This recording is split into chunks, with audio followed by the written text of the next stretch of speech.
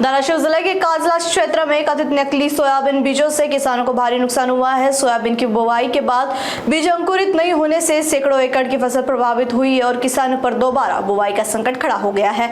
किसानों ने बीज कंपनी पर खराब बीज देने का आरोप लगाते हुए मुआवजा, खाद, बीज और दोबारा बुवाई का पूरा खर्च देने की मांग की है। वही संबंधित कंपनी ने कृषि सेवा केंद्र के माध्यम से किसानों को वैकल्पिक बीज उपलब्ध कराना शुरू कर दिया है। माझं नाव नानासाहेब भुजंग ढवण आणि आम्ही औदुंबर पाटील यांच्यातून 228 बियाणं घेतलं होतं आणि आमच्या 4 बॅगाच्या आणि सगळंच खराब निघालंय बी। तर आता पेरून आता आमच्या इथं पेरा येत नाही। आमच्या इथं आता आमच्या इथं जायला आमच्या शेतात जायला रस्ता नाही बरं का। आम्ही पेरू शकत नव्हतो आता आणि आमची पूर्ण नुकसान झालेली आहे। तरी काय घडलं? बियाणंच उगवलं नाही, कसलंच बी उगवलेलं नाही आणि पूर्ण लॉट खराब निघालाय। इथं 100, 80, 90, 100 बॅग खराब निघाल्या त्या।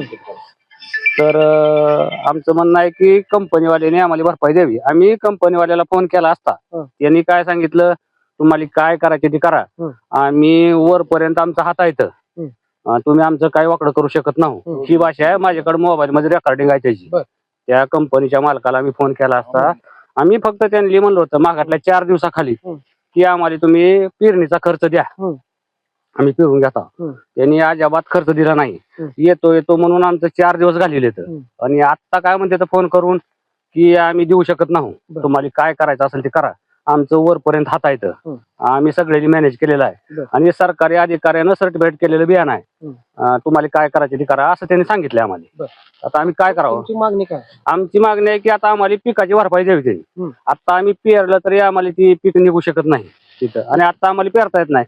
कसं आहे, आमच्या शेतात जाताना 4 जणांचे दुसऱ्याची पीक आहे ती, त्याच्यातून जाऊन आम्हाला पेरणी करावी लागते आणि आता त्यांचं बी धान उगवून आलेलं आहे। आता त्यांच्या वावरातून आम्हाला आमच्या शेतात जाता येईल का? त्याच्यामुळे आम्हाला पेरता येत नाही। आता लोकांच्या धानातून गेलं तर त्याची भरपाई आम्हाला द्यावी लागेल, त्याच्यामुळे आमच्या शेतात पेराय आम्हाला जाता येत नाही। त्याच्यामुळे आता आम्ही ह्यांनी पूर्णपणे भरपाई द्यावी। काय मी कृषी सेवा केंद्र 2011 मध्ये चालू केलेलं आहे। आज जवळ 15 वर्ष झालेत। आतापासून कुठलीही काही तक्रार नव्हती, पण यावर्षी मी ओडेसे कंपनीचं बरंचसं बियाणं किंवा बऱ्याचशा लॉटचं बियाणं आलं, पण यावेळेस जे माझ्याकडे आलेलं बियाणं 228 आव्हान, त्याचा लॉट नंबर 1, 2, 3 म्हणजेच 123 नंबर, हे पूर्ण लॉट फेल आला असून शेतकरीचं नुकसान झालेलं आहे। किती शेतकऱ्यांनी बी घेतलं होतं? किती हे 14 शेतकऱ्याला मी 16 शेतकऱ्याला बियाणं विकलं होतं। त्यातले 2 शेतकऱ्यांनी पेरलं नाही म्हणून त्यांना माघारी मागून घेतलं आणि बाकी 14 शेतकऱ्यांनी ती पेरणी केली, पण ती फेल झाली आहे त्यांची। कंपनीशी काय तुम्ही बोलणं केलं? कंपनीशी मी लगेच त्यांचा माणूस बोलवून घेतला, त्यांना ते दाखवलं। कंपनीचा माणूस आला होता, त्यांनी सांगितलं की आपण त्यांना बॅग देऊ, पण शेतकऱ्याची मागणी अशी आहे त्यावेळेसची, त्या 2 दिवसाखालची, की आम्हाला खत, बी आणि पेरणीचा खर्च द्यावा, पण कंपनीने फक्त बॅगच पाठवून दिले।